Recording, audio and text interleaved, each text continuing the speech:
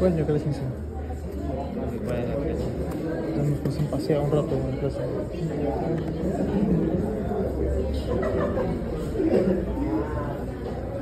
Por lo que entendí, o el 4 y...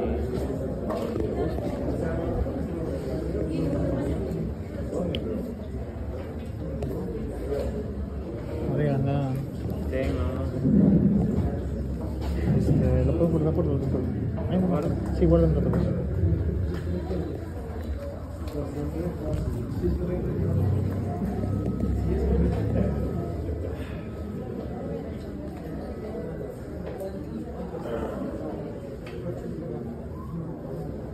Entonces que la teoría se extiende bien. La teoría se extiende bien. La teoría se extiende bien. ¿A qué hora llegaremos a...? Quedamos hasta las 7 de Monteo. ¿Por qué no has hecho nada? ¿Qué hora es? No, igual. Bueno, ¿no quedamos hasta las 7 de la noche? No, igual salimos 9 y tal. Mayormente acabamos 8 y media, 8 y 20. Ya, pues hoy no hablar de paso. Si está remedio.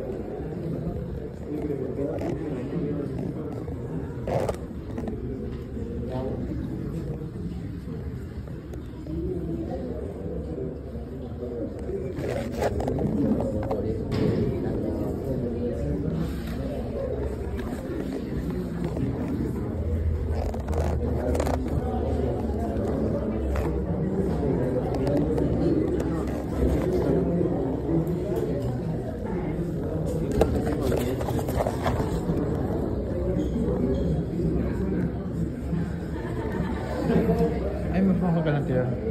Me fue mejor que la anterior.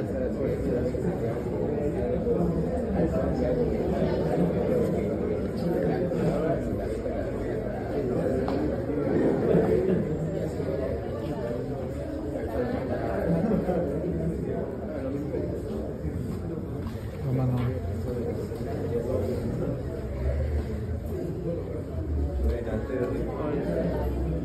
¿Quién está más atento? Esa es la cosa que mantiene la puesta. ¿No? Esa es la cosa que mantiene la puesta. Yo le puse miocina, pero no estoy seguro. Yo también puse mi asiento.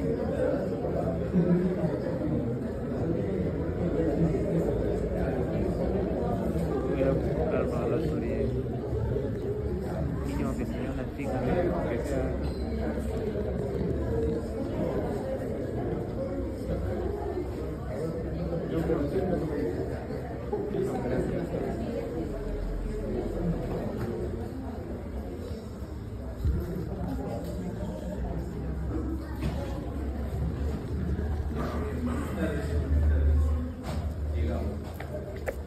El día de hoy la teoría es bastante compleja porque en realidad se toca muchos de los puntos que tal vez ya han debido ir conociendo durante sus prácticas o su introducción a la neuroanatomía. Es hablar básicamente de algo un poco abstracto, un poco etéreo, que es el sistema nervioso autónomo. Entonces, sobre eso concretamente no hay una práctica, o sea, no es que ustedes van a ver, van a palpar a parte del sistema nervioso simpático o parasimpático, eso no es posible.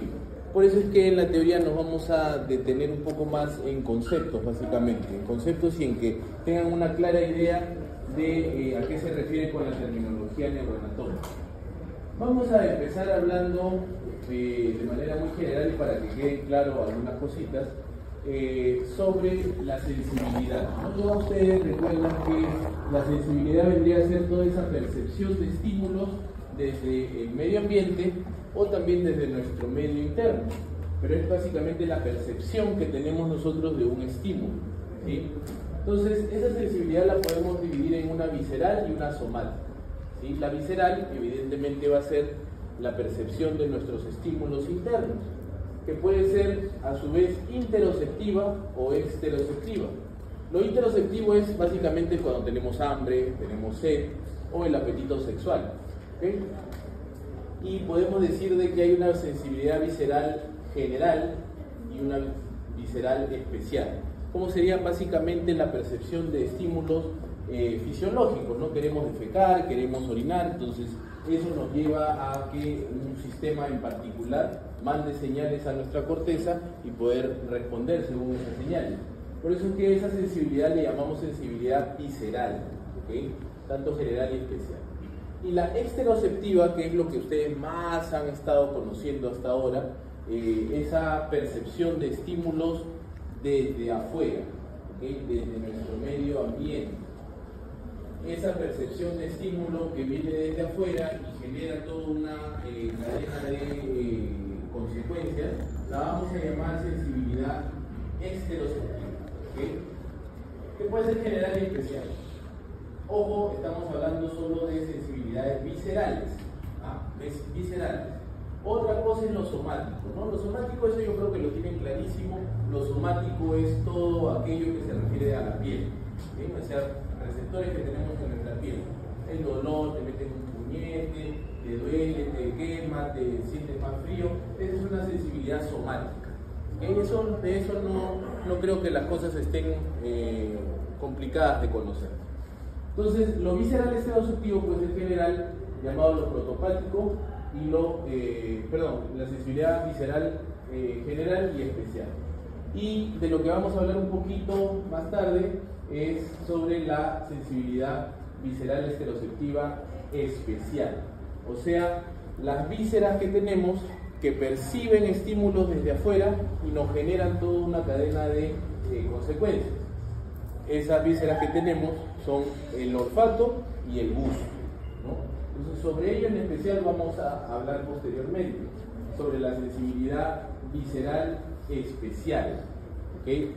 Como se los estaba comentando el doctor Kiyojara, cuando hablamos de sensibilidad, hablamos de una aferencia o de una eferencia.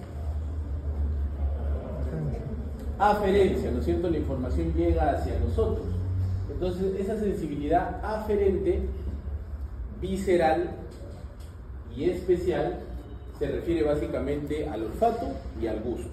Entonces, cuando escuchen hablar de aferencias viscerales especiales, se refiere a olfato y gusto, ¿ok? Aferencias viscerales especiales. Ya. Por ahora dejémoslo eso por un momento, ¿ya? Entonces, la sensibilidad es cuando un nervio te transmite información, ¿sí? Sin importar de qué forma ha sido estimulado, ¿no? Eso dejémoslo ahí. Y para esto van a entrar a tallar una serie de estructuras neuroanatómicas. Básicamente, cuando se trata de algo visceral, el hipotálamo entra a tallar bastante. Entonces, nuestros receptores interoceptivos se van a encontrar básicamente en células, ¿sí? Son receptores muy pequeños, a diferencia de lo que puede ocurrir en los receptores exteroceptivos que se encuentran en la misma dermis, en la piel, ¿no? Esto es algo un poco más químico, tal vez. Bien, entonces, para continuar con este tema de las vías sensitivas viscerales, tenemos ya nosotros dos grandes grupos, ¿sí? Dos grandes grupos en nuestra parte autonómica, ¿sí? En nuestra parte autónoma del sistema nervioso. Que como bien ustedes lo conocen, es el sistema nervioso simpático y el sistema nervioso parasimpático.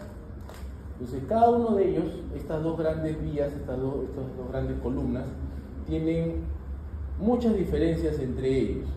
Y la idea de esta teoría, que también es parte de práctica, es que tengan bien claro qué diferencia un sistema nervioso simpático de un sistema nervioso parasimpático. ¿Okay? Las diferencias neuroanatómicas que existen en cuanto a ello. Hasta acá, ustedes tal vez ya tienen una idea de que el sistema nervioso simpático se concretiza mediante una cadena, ¿no es cierto? ¿Qué es la cadena? ¿Cómo se llama esta?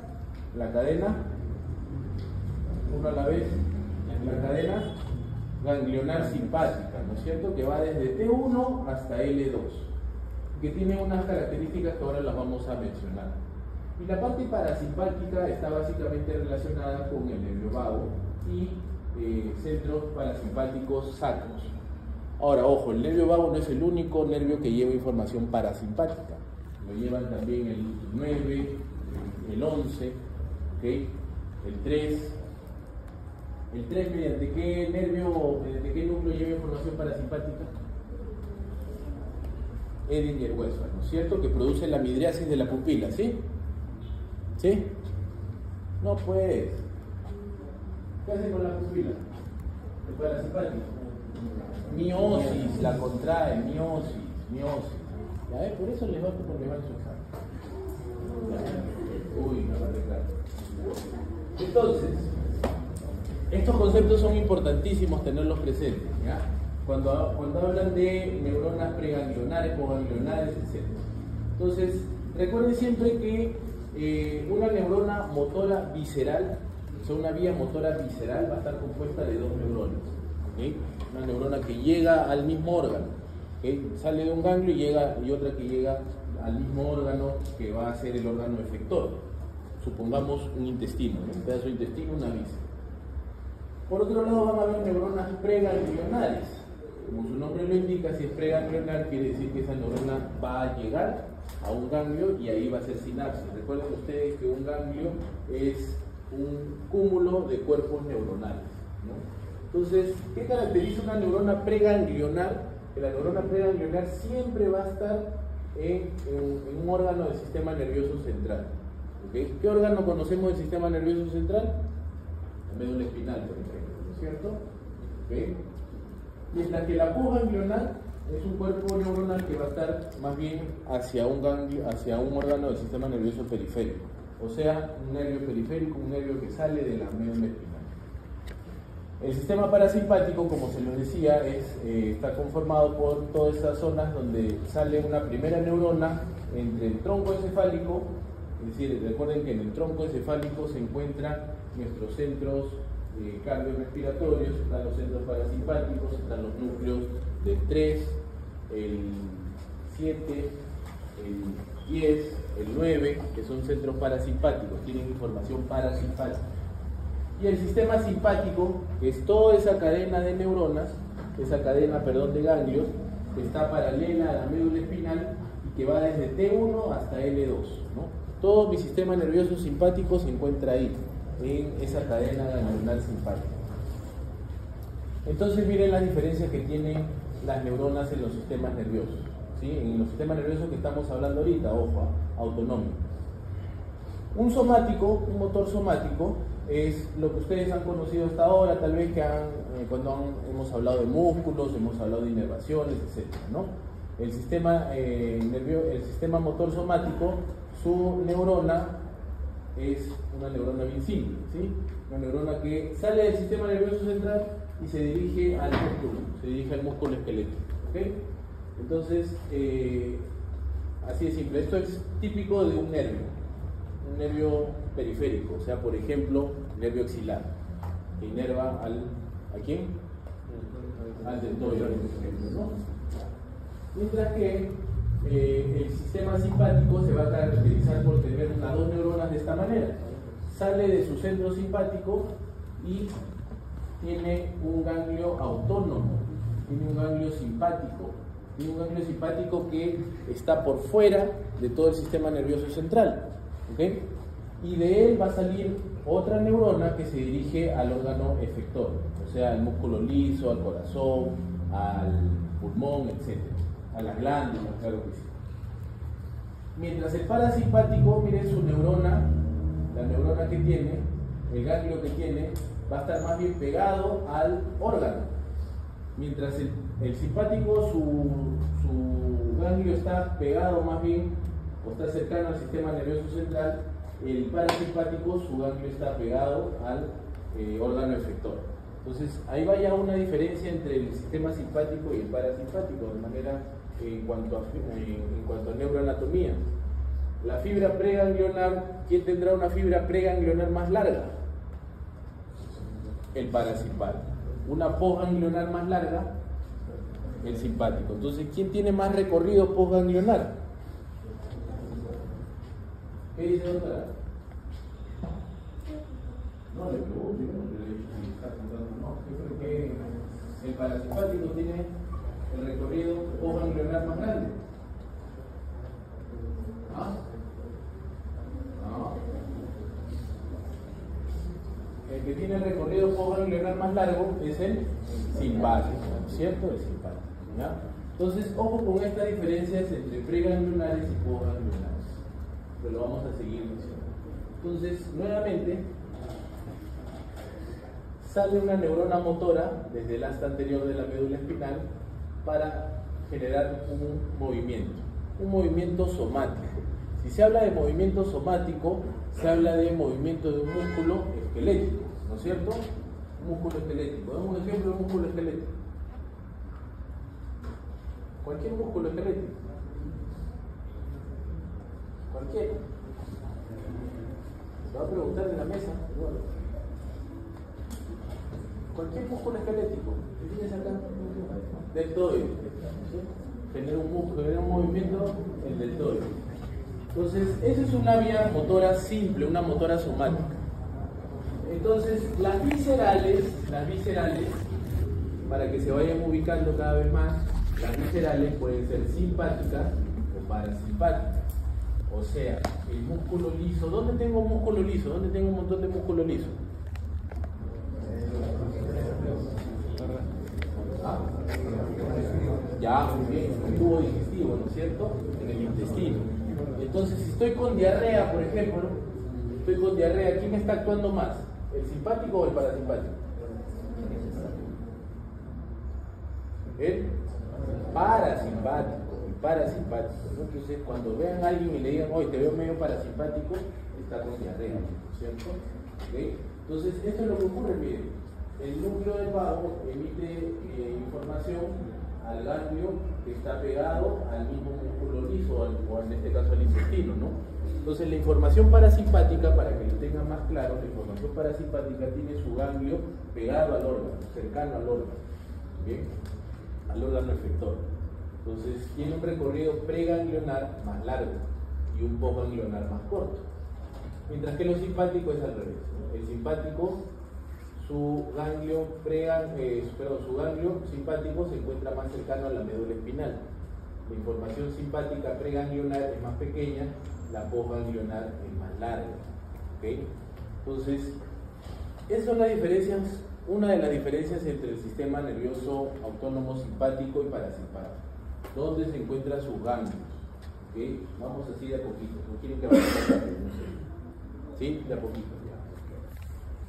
Entonces, el sistema nervioso simpático, seguimos repitiendo, tiene sus centros de trabajo en mis núcleos medulares, acá en el asta lateral de la médula espinal, desde T1 hasta L2. El núcleo más alto, el núcleo más craneal, más proximal, se encuentra a nivel de T1, el segmento medular T1, y llega hasta L2.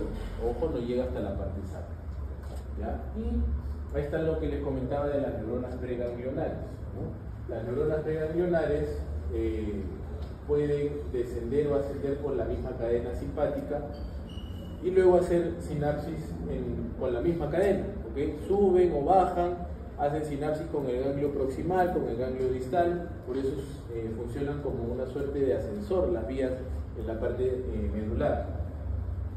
Las neuronas preganglionares pueden atravesar la cadena simpática como fibra preganglionar y luego de eso, luego de hacer sinapsis en el ganglio simpático, se dirigen hacia un nervio particular, un nervio esplácnico, ¿no? Un nervio esplácnico, por ejemplo, un nervio que va a mover el intestino delgado, ¿ya?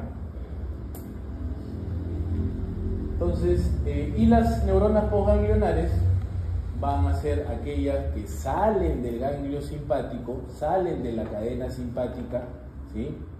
Y estas neuronas postganglionares van a estar ya formando plexos alrededor de los vasos, ¿sí? En el caso del sistema simpático, sus neuronas postganglionares están alrededor de las arterias. Por eso es que cuando empiecen a estudiar al abdomen, empiecen a estudiar a las vísceras, les van a hablar del plexo mesentérico, del plexo hepático, del plexo esplénico, porque son nervios, son una suerte de nervios que están cubriendo a los vasos, a la arteria esplénica, a la arteria hepática, a la arteria mesentérica. Bien, entonces, características del sistema simpático, ¿ya? La cadena simpática tiene 3 ganglios en la parte cervical, superior, medio e inferior. Tiene 10 a 11 torácicos, 3 a 5 lumbares, 3 a 5 sacros y un coxígeo. Ojo, ojo, miren, todos estos ganglios no es lo mismo que los centros medulares simpáticos. ¿Okay? Entonces una cosa es la cadena ganglionar simpática y otra cosa es los centros medulares simpáticos. Los centros medulares simpáticos dijimos que van de T1 a L2. Pero tenemos entonces más ganglios que centros medulares. ¿Sí? Ya, eso lo vamos a dejar un poquito más claro en un momento. Entonces, quien va a dar finalmente la parte efectora en la parte simpática van a ser las fibras postganglionares, ¿sí? Las fibras que salen después de haber hecho sinapsis en el ganglio simpático y van a inervar vasos, glándulas, vísceras, etc., ¿no? Ahí está. Entonces, para que vaya quedando claro, tengo acá mi médula espinal. Este es un corte de médula espinal, ¿sí? Su asta posterior, su asta anterior.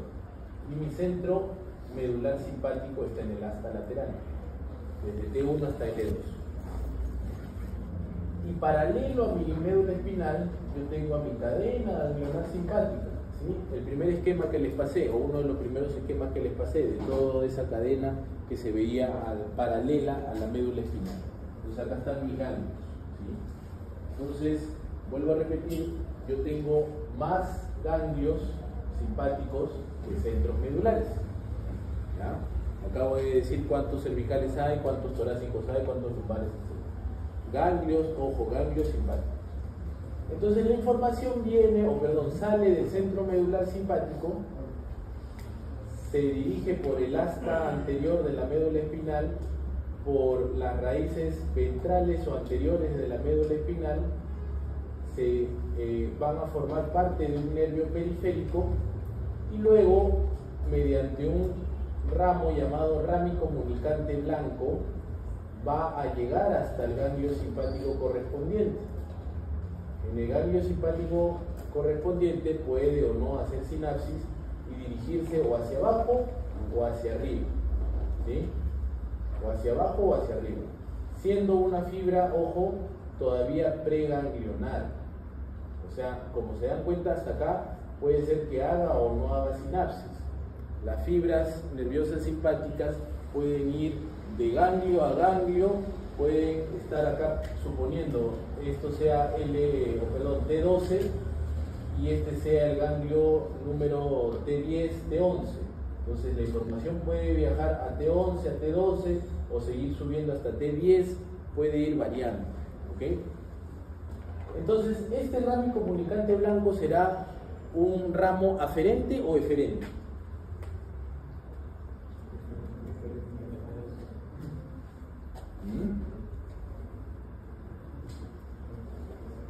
¿Está llegando o está saliendo?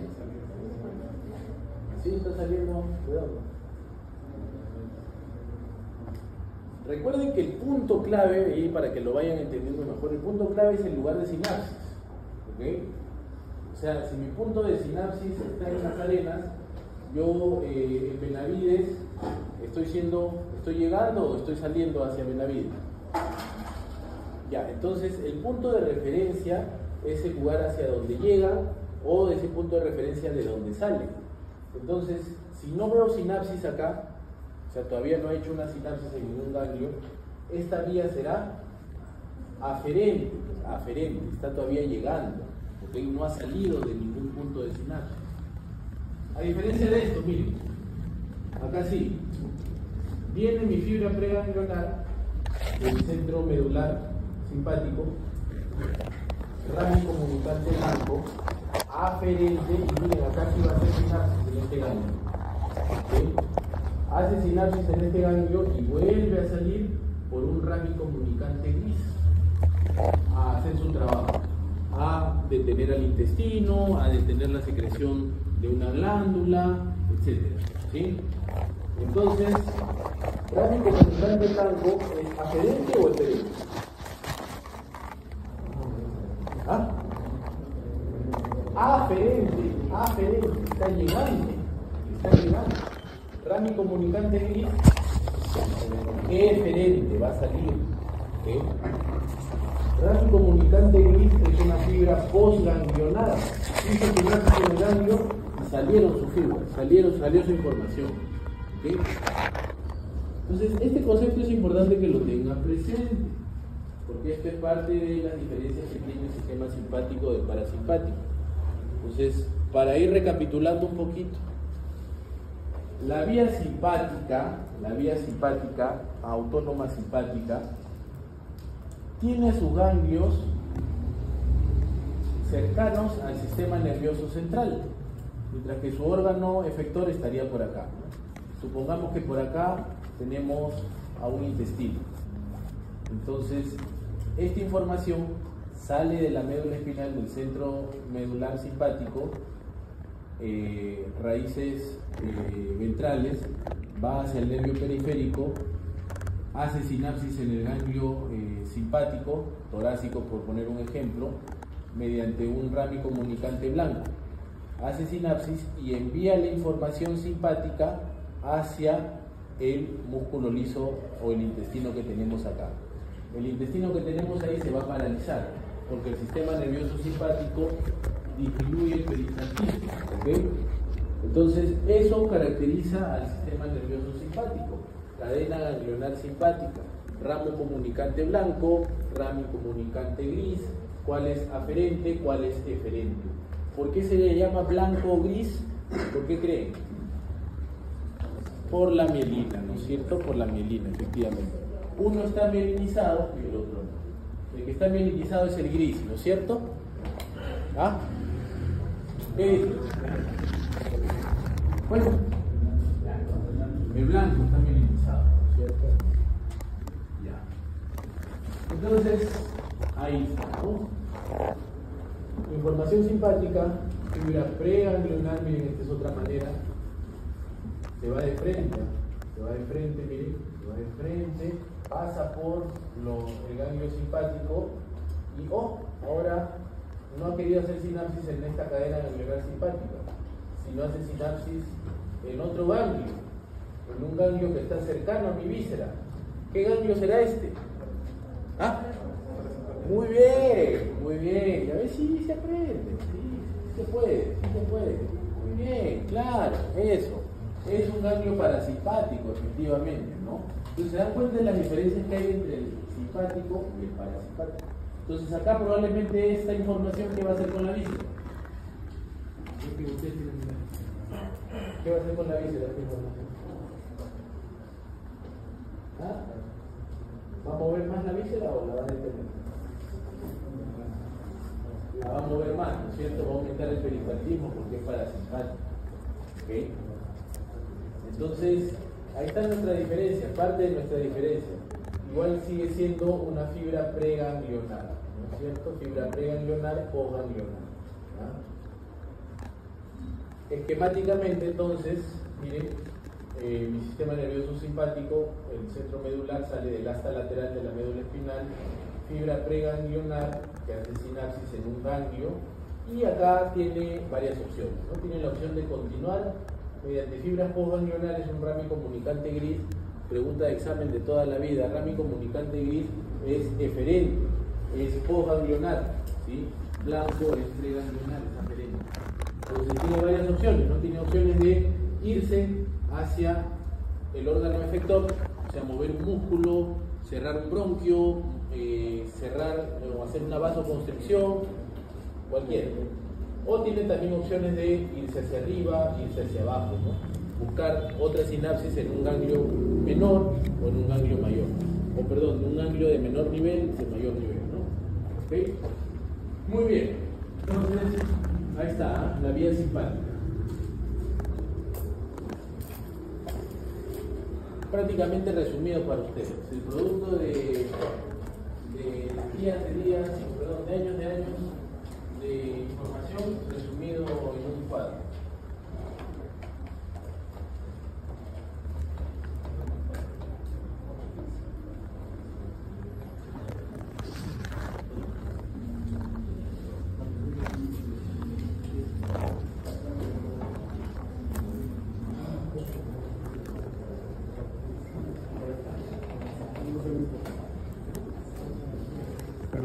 Eso es lo que tiene que hacerlo para buscarla. Lunares dijimos que estaban salían del asta lateral desde T1 a L2 en el simpático, ¿no? Pero las preganglionares en el parasimpático están en los centros sacros y en los núcleos de los pares craneales parasimpáticos 3, 7, 9, 10. ¿Ya? ¿Dónde se ubican las fibras preganglionares? Ramos comunicantes blancos, ¿no? En el caso del simpático. ¿Ya? Igual con las neuronas postganglionares se encuentran en los ganglios ya prevertebrales. ¿Okay? Bien, entonces el órgano efector finalmente va a ser muy semejante para ambos, el músculo liso, cardíaco, glándulas para ambos. ¿Sí? Los neurotransmisores también, esto creo que lo están viendo en otros cursos, ¿ya? Pero ya saben que el neurotransmisor parasimpático por excelencia es la acetilcolina también, ¿no?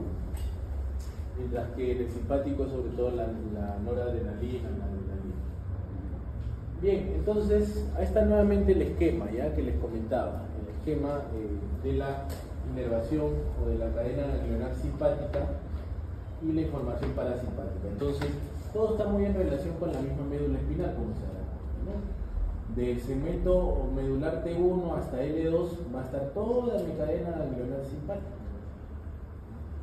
Ojo que no necesariamente hay correspondencia de segmento medular con el ganglio simpático. Además recuerden de que tenemos 3 ganglios cervicales simpáticos, uno superior, medio e inferior. Superior, medio e inferior. ¿Sí? Y en la médula espinal cervical no tenemos centros medulares simpáticos. ¿Sí? Los centros medulares simpáticos nacen a partir de T1. Entonces, mientras que los parasimpáticos están más pegados a los ganglios. Bien, entonces acá también esto, ya para que lo tengan así más ahí, así. ¿Sí están tomando fotos? Está bien, con tal que lo estudien, no hay problema. Pero fotos sí, video no. Entonces, ¿qué hace el simpático con la pupila? Ahí está, la dilata. ¿Qué hace el parasimpático? La contrae. ¿Qué hace el simpático con el cristalino? ¿Qué hace el simpático con el cristalino? Recuerden que hace poco han hecho ojos, ¿no es cierto? El cristalino se abomba o se elonga. El simpático con el cristalino no hace nada, no tiene mayor acción. Quien actúa sobre el cristalino es la parte parasimpática que mueve a los músculos ciliares. Por eso es que el tercero, recuerden en sus guías que les enseñaron, también influye en la acomodación. La anchura de la hendidura palpebral, esto se refiere a el tono que puede tener el músculo elevador del párpado superior, ¿no? Cuando hay lesión de un centro simpático, el paciente también llega a tener tosis palpebral cuando falla el simpático. O sea, gracias a nuestro sistema simpático tenemos los ojos abiertos. Su compañero, por ejemplo, está bien parasimpático, cuidado que se desnuca despierto. ¿Okay? Entonces, la hendidura palpebral es la que nos se apertura cuando estamos con nuestro simpático activo. ¿Okay? En el parasimpático sí no trabaja. El flujo lagrimal, recuerden que lloramos gracias al parasimpático. ¿Quién le da inervación a la glándula lagrimal? El séptimo par craneal, o sea, información parasimpática. Recuerden que la glándula lagrimal se inerva por el 7, toda una vía bien interesante. Entonces, información parasimpática. ¿Sí? La piloerección, la sudoración, eso es algo básicamente simpático. ¿Okay? ¿Por qué? Porque recuerden que el simpático activa el mecanismo de defensa, activa la lucha, activa la huida. ¿Ya? Entonces, ahí involucra el simpático. El parasimpático no tiene mayor efecto sobre la parte de la piloerección y la sudoración de las glándulas. El flujo sanguíneo también importante. El parasimpático aumenta el flujo sanguíneo, el simpático disminuye el flujo sanguíneo. Esto ya lo tenían claro, ¿sí? El gasto cardíaco va a aumentar, así como la resistencia periférica, o sea que un vaso se constriña gracias al simpático, mientras que el parasimpático lo disminuye. ¿Sí? Lo que les decía, ¿no? En cuanto al tubo digestivo, el simpático disminuye el peristaltismo, el parasimpático lo aumenta. El simpático disminuye las secreciones de nuestro tubo digestivo, el parasimpático las aumenta. ¿Sí? El tono de los esfínteres, el hecho de que todos estén ahorita sentados y nada se les escape. ¿Quién es el que hace que sus esfínteres estén cerraditos? O sea, el esfínter del ano, por ejemplo. ¿Sí? Ese es el simpático, ¿okay? El sistema simpático. El parasimpático más bien relaja los esfínteres. ¿Sí? ¿Sí o no? ¿Ah? ¿Sí? Ok. El parasimpático disminuye el tono del esfínter, lo relaja el esfínter. ¿Sí? Los bronquios, ¿okay? La broncoconstricción, las personas que tienen asma, que dicen que se les cierra el pecho, eso es un tema netamente simpático. ¿Okay? Por eso es que parte del tratamiento para el asma o los inhaladores tienen medicinas, moléculas que generan información parasimpática, que generan descargas parasimpáticas. ¿Bien? Bueno, ya esto es un poquito más bioquímico, pero creo que les puede servir. Bien, en cuanto a cosas fisiológicas que seguramente lo están viendo en sus clases de fisiología. El tono de la uretra, por ejemplo, ¿no? El hecho de que nuestra uretra esté cerrada y no se nos escape la orina, eso es algo netamente simpático, por ejemplo. La erección es un mecanismo parasimpático, pero la eyaculación es simpática. ¿Okay? A tener en cuenta eso, porque es parte también del tratamiento de la disfunción eréctil y lo van a estudiar seguramente cuando empiecen a hablar de fisiología del aparato genital.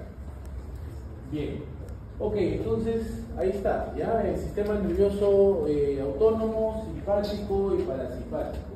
Las diferencias que existen entre ellos en cuanto a la neuroanatomía, las diferencias que van a tener en cuanto a la parte de la fisiología de ellos. Acá una pregunta.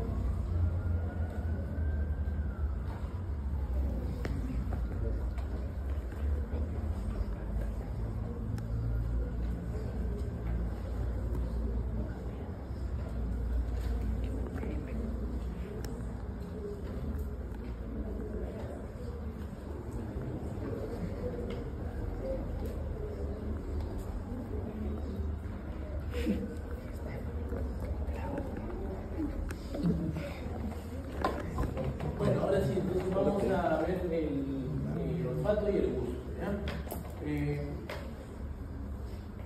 Nosotros, el ser humano básicamente es un animal, es un ser microsmio, ¿okay?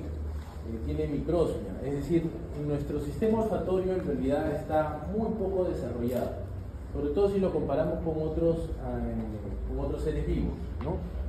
El sistema olfatorio va a estar compuesto no solamente del bulbo olfatorio o el nervio olfatorio, sino también involucra el tipo de estímulos odoríferos y está muy relacionado con todo lo que sería el encéfalo anterior, ¿okay? Específicamente toda esa zona llamada el rinencéfalo. Entonces, la neurona olfatoria es una neurona bipolar, ¿bien? Que va a tener una serie que sus dendritas van a estar localizados hacia el techo de nuestra pirámide nasal, es decir, hacia la parte más proximal de nuestro meato superior. ¿Sí? Es muy importante considerar de que los olores, o sea, las estructuras moleculares que generan los olores, no generan un estímulo en nuestras neuronas olfatorias si no fuera por la mezcla con el moco. Es decir, es necesario el moco para poder percibir el estímulo odorífero. ¿Ya? Si no hay moco, este estímulo no se llega a dar, por más de que haya una molécula odorífera en el ambiente. Entonces, hay una serie de estudios en cuanto a los olores, hay estudios que han determinado si un olor es picante, un olor es dulce. De hecho, cuando ustedes van a comprar un perfume, vendedor les pregunta, ¿no?, si les gustan los olores dulces, si les gustan los olores duros, amargos. Entonces, en realidad los olores sí podemos clasificarlos. ¿Bien? Y de esto sí no vamos a hablar porque se lo están hablando en otro curso. ¿Bien? Lo avanzamos un poquito. Ya así. Entonces, ¿cómo empieza todo esto? Empieza en nuestro epitelio olfatorio, que se encuentra en el techo, ¿no?, del meato superior. Bien, en el vértice de la pirámide nasal, donde encontramos al hueso. ¿Qué hueso es el que está acá? ¿Ah? ¿Qué hueso está ahí? ¿Tampoco? ¿Qué hueso es este? ¿Esfenoides? Este. ¿Esfenoides? Etmoide, ¿no? Etmoide, la lámina cribosa del hueso etmoide. ¿Sí? La lámina cribosa del hueso etmoide. Entonces, justamente es cribosa por esto. Es cribosa por esto, ¿no? Porque las mismas células olfatorias, sus dendritas, sus axones, más o menos en un número de 20 por cada grupo, van a estar formando las raíces de lo que después será el bulbo olfatorio. ¿Bien? Entonces la distribución o lo que está pasando finalmente por la lámina cribosa van a ser los axones de mis neuronas bipolares olfatorias, que luego van a formar todo este conglomerado de dendritas. ¿Sí? Recuerden, hasta el cuerpo de la neurona, el axón, y luego la dendrita, ¿no?, la dendrita central, que forman todo un conglomerado llamado glomérulo. ¿Bien? Ese conglomerado de glomérulos es el que va a formar el bulbo olfatorio. ¿Sí? El bulbo olfatorio que va a estar descansando sobre la lámina cribosa del hueso etmoides. ¿Bien? Entonces, en la vía olfatoria vamos a tener estas dos neuronas. ¿Sí? La primera neurona, que se encuentra en el epitelio mucoso del techo de la pirámide nasal. Y esta neurona va a hacer sinapsis con la segunda neurona, que se encuentra en el mismo bulbo olfatorio. ¿Sí? Después de haber conformado ese glomérulo, ese acúmulo de dendritas en el mismo bulbo olfatorio. Recuerden que el bulbo olfatorio sí es una estructura que se visualiza, que se llega a ver fácilmente en las piezas anatómicas, ¿no? Eso tal vez sea de las pocas cosas que se vean de la vía olfatoria, ¿no? Entonces, el bulbo olfatorio y la neurona de segundo orden. En el bulbo olfatorio se encontraría la segunda neurona de la vía olfatoria. En el bulbo olfatorio se encuentra la segunda neurona de la vía olfatoria. Entonces, bueno, a diferencia de otros animales, nuestro bulbo olfatorio está un poco involucionado, más bien, ¿no? Lo comparamos, por ejemplo, con una rana. Miren, los bulbos olfatorios son bastante prominentes, su sistema olfatorio tal vez es lo que predomina en su encéfalo, a diferencia de lo de nosotros. ¿Bien? Entonces, primera neurona, segunda neurona en el bulbo olfatorio. Estamos hablando de específicamente la parte más anterior de nuestro encéfalo, también conocido como el rinencéfalo. Bien, entonces, segunda neurona que se encuentra en el bulbo olfatorio van a formar lo que serían las cintillas olfatorias. Su axón va a formar la cintilla olfatoria. Bien, que posteriormente puede hacer sinapsis su información en una zona conocida como el tubérculo olfatorio, que se va a encontrar por delante de la zona quiasmática. Bien, por delante de todas las estructuras hipotalámicas. ¿Okay? Recuerden ustedes,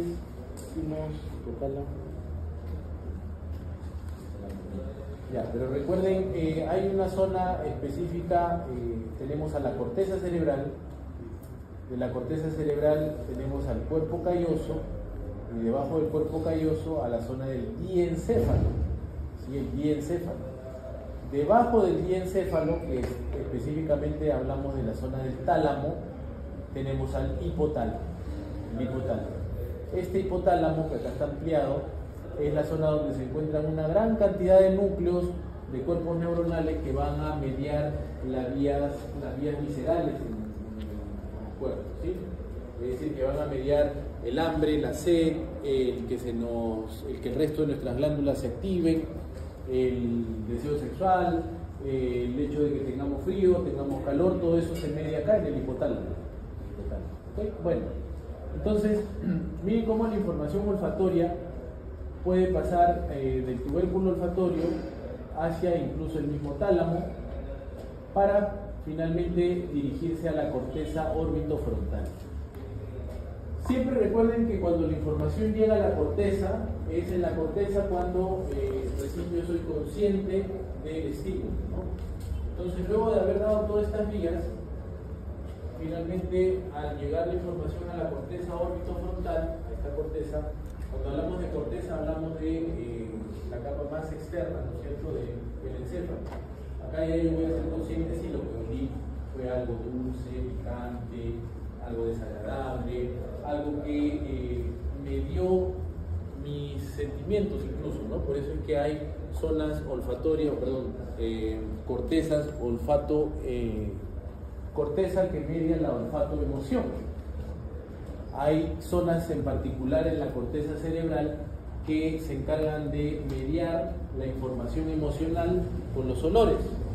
Por eso es que cuando a veces ustedes huelen por ahí una flor, huelen un aroma en particular, se acuerdan de su mamá, se acuerdan de cuando eran pequeñitos tal vez, ¿no? Ya cuando son más grandes y huelen un perfume que les hace recordar a su ex enamorado, algunos tienen ganas de vomitar, algunos más bien tienen ganas de volver a llamarlos. Entonces, las sensaciones olfativas definitivamente median emociones y median conductas viscerales. ¿Ya? Bueno, entonces todo empieza acá, el bulbo olfatorio, les decía, ¿no? El bulbo olfatorio está en la primera, la segunda, la tercera neurona en la vía olfatoria. Muy bien, la segunda, ya. Con que sepan eso, estoy bastante bien. Entonces la cintilla olfatoria es ese haz que contiene fibras de la cintilla olfatoria lateral y que luego se van a dirigir a las células del núcleo olfatorio anterior. Son varias capas, eso lo están viendo en histología. ¿Ya? Entonces ahí está. Mi epitelio olfatorio, lámina cribosa, segunda neurona en el bulbo olfatorio, que dirige información hacia el tálamo y también hacia estas cortezas. Esta corteza es la que media las emociones, las cortezas olfato-emotivas, corteza del lóbulo temporal. Específicamente acá se está señalando la amígdala cerebral, ¿no? Bien. Entonces ahí están las 5 capas que involucran todo esto, todas las capas olfatorias.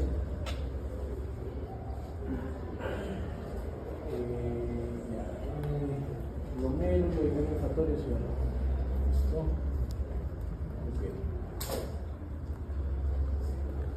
Esto es más histología en realidad.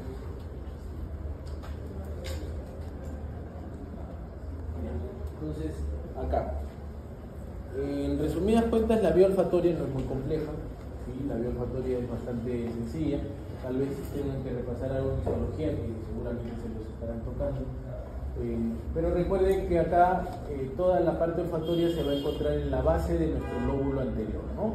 Esto es el lóbulo anterior del cerebro, es decir, el lóbulo frontal, y acá se ve parte del lóbulo temporal. Lo que estaría acá más atrás es el tronco encefálico y el quiasma óptico, ¿no? Entonces tenemos al bulbo olfatorio, donde va a estar mi segunda neurona, ¿sí? Del bulbo olfatorio va a salir la cintilla olfatoria. Y esta cintilla olfatoria se va a dividir en dos, en una estría olfatoria lateral y en una estría olfatoria medial, ¿sí? Medial y lateral, medial y lateral. Entonces la estría olfatoria lateral va a estar llevando información hacia lo que habíamos visto, el tubérculo olfatorio, hacia la corteza de las áreas olfato-emotivas, ¿no? Que están en relación con el núcleo amigdaliano, ¿sí? La corteza entorrinal, la corteza piriforme, que se encuentran en el lóbulo temporal del cerebro, ¿okay? Entonces es acá donde relacionamos los olores con nuestra conducta, como les comentaba, ¿no? Es por eso que mediamos muchos olores con la conducta que podamos tener o las emociones que pueden haber, ¿sí? Mientras que la estría medial olfatoria, va a estar llevando información que viene desde el bulbo olfatorio y la va a decusar o va a intercambiar información con el lado contralateral. ¿Okay? Entonces, la vía olfatoria en resumen, ¿ya? Ya, corteza olfatoria y listo. Muy bien, vía olfatoria. Ahora el gusto. El gusto.